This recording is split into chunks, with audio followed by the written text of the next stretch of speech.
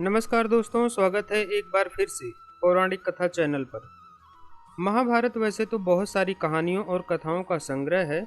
इसी क्रम में आज के प्रसंग में हम जानेंगे कि स्वर्ग के रास्ते में 5 पांडवों में से कब, कौन और किस पाप के कारण नीचे गिरा, जिसके कारण उनकी मृत्यु हुई, तथा उनकी मृत्यु से पहले कौन कौन सी घटनाएं घटी।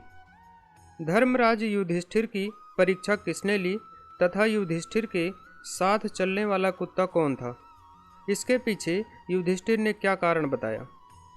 अगर आप महाभारत से जुड़े ऐसे और रहस्यों के बारे में जानना चाहते हैं तो चैनल को सब्सक्राइब जरूर करिएगा। युधिष्ठिर के अलावा अन्य पांडवों व द्रौपदी की मृत्यु क्यों हुई, ये बात बहुत कम लोगों को पता है। आज हम आपको बता रहे हैं कि युधिष्ठिर कैसे पहुंचे सशरीर स्वर्ग और रास्ते में ही क्यों हो गई द्रौपदी व अन्य पांडवों की मृत्यु। महाभारत युद्ध समाप्ति के उपरांत हस्तिनापुर के राजगद्दी पर युधिष्ठिर सम्राट बनकर विराजमान हो गए और बहुत समय तक राज किया। भगवान श्री कृष्ण की मृत्यु के बाद महर्षि वेदव्यास की बात मानकर द्रौपदी सहित पांडवों ने राजपाट त्याग कर सशरीर स्वर्ग जाने का निश्चय किया और यहीं से शुरू होती है पांडवों के स्वर्ग यात्रा का वृतांत, और यहीं पर इनकी मृत्यु का रहस्य भी उजागर होता है। परीक्षित को हस्तिनापुर का राजा नियुक्त करने के बाद पांडवों ने अपने मामा वसुदेव व श्री कृष्ण तथा बलराम आदि का विधिवत तर्पण व श्राद्ध किया। इसके बाद पांडवों व द्रौपदी ने साधुओं के वस्त्र धारण किए और स्वर्ग जाने के लिए निकल पड़े। पांडवों के साथ साथ एक कुत्ता भी चलने लगा।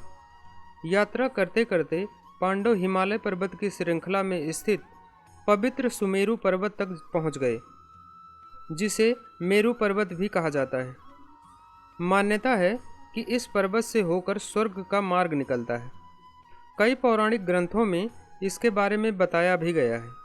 कहा जाता है यात्रा के दौरान जब पांडव बद्रीनाथ पहुँचे और वहाँ से आगे बढ़े तो सरस्वती नदी के उद्गम स्थल पर नदी को पार करना द्रौपदी के लिए कष्टकर हो गया था। ऐसे समय में भीम ने एक बड़ी सी चट्टान उठाकर नदी के बीच में डाल दिया। द्रौपदी ने इस चट्टान पर चलकर सरस्वती नदी को पार किया। कहते हैं कि माड़ा गांव में सरस्वती के उद्गम पर आज भी इस चट्टान को देखा जा सकता है। इसे वर्तमान में भीम पुल कहा जाता है। हालांकि महाभारत की कथा के अनुसार पांचों पांडव, द्रौपदी तथा एक कुत्ता आगे चलने लगे। एक जगह द्रौपदी लड़खड़ाकर गिर जाती हैं और प्राण त्याग देती हैं। इस पर भीम युधिष्ठिर से इसका कारण पूछते हैं, क्यों आखिर अपनी यात्रा पूर्ण करने से पूर्व ही द्रौपदी ने अपने प्राण त्याग दिए। इस पर युधिष्ठिर कहते हैं, द्रौपदी हम सब की पत्नी होने के बावजूद केवल अर्जुन से अत्यधिक प्रेम करती थी, इसीलिए उसके साथ ऐसा हुआ।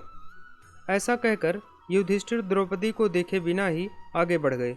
इसी क्रम में थोड़ा और आगे बढ़ने के बाद सहदेव भी भूमि पर गिर जाते हैं और अपने प्राण त्याग देते हैं। पुनः भीम युधिष्ठिर से वही प्रश्न पूछते हैं। इस पर युधिष्ठिर ने कहा कि सहदेव किसी को अपने जैसा विद्वान नहीं समझता था और उसे अपने बुद्धि और तर्क कौशल पर अभिमान था, और इस यात्रा में वही अभिमान बाधक बना और वो अपनी यात्रा नहीं पूरी कर पाया और मध्य मार्ग में ही गिरकर अपने प्राणों का त्याग कर दिया। कुछ देर बाद नकुल भी गिर पड़े और अपने प्राण त्याग दिए। इस पर भीम के द्वारा पुनः वही प्रश्न पूछने पर युधिष्ठिर ने जवाब दिया कि नकुल संसार में बहुत ही सुंदर पुरुष था। नकुल को अपने रूप पर बहुत अभिमान था, इसीलिए आज इसकी यह गति हुई है। आगे चलते हुए अर्जुन भी बीच यात्रा में ही भूमि पर गिर गए और अपने प्राणों का त्याग कर दिया। और इस पर युधिष्ठिर ने बताया कि अर्जुन को अपने धनुर्विद्या और पराक्रम पर अभिमान था। ईश्वर का सानिध्य होने के उपरांत भी इसने अपने अभिमान का त्याग नहीं किया। अपने अभिमान के कारण ही अर्जुन की आज यह हालत हुई है। ऐसा कहकर युधिष्ठिर आगे बढ़े। अंत में भीम भी जमीन पर गिर गए और अपने गिरने का कारण भी युधिष्ठिर से पूछा तो युधिष्ठिर ने बोला, इस यात्रा को अपने शारीरिक बल या शक्ति के आधार पर पूरी नहीं की जा सकती है, और तुम्हें अपने शारीरिक बल और शक्ति पर इतना अभिमान था कि तुम इसके द्वारा अपनी यात्रा पूरी करना चाहते थे, इसीलिए तुम भूमि पर गिर गए। तत्पश्चात भीम ने भी अपने प्राण रास्ते में ही त्याग दिए। अब केवल युधिष्ठिर और उनके साथ चलने वाला कुत्ता ही इस यात्रा में शेष बचे थे। वो अपनी यात्रा को आगे बढ़ाने लगे, तभी स्वयं देवराज इंद्र विमान लेकर युधिष्ठिर के सामने प्रकट हुए और उन्हें अपने साथ स्वर्ग ले चलने के लिए आमंत्रित किया। इस पर युधिष्ठिर ने कहा कि उनका साथ देने वाला कुत्ता भी उनके साथ जाएगा। देवराज ने बहुत समझाया, लेकिन युधिष्ठिर बगैर कुत्ते के जाने को तैयार नहीं थे। इस पर उस कुत्ते ने अपना असली स्वरूप दिखाया। वो स्वयं धर्मराज थे। तभी उन्होंने बोला, हे युधिष्ठिर, आप अपने धर्म से बिल्कुल भी अडिग नहीं हुए। आप इस परीक्षा में सफल हुए। अब चलिए, आप स्वर्ग में अपना स्थान ग्रहण करें। और युधिष्ठिर उस विमान में बैठ गए। इसके बाद इंद्र और युधिष्ठिर रथ में बैठकर स्वर्ग की ओर निकल पड़े। तो दोस्तों, आज के वीडियो में बस इतना ही। ये जानकारी आपको पसंद आई है तो वीडियो को लाइक और शेयर कीजिए, और हाँ, चैनल पर नए हैं तो सब्सक्राइब कर घंटी ज़रूर दबाइएगा। मिलते हैं एक और नए वीडियो में, तब तक के लिए नमस्कार।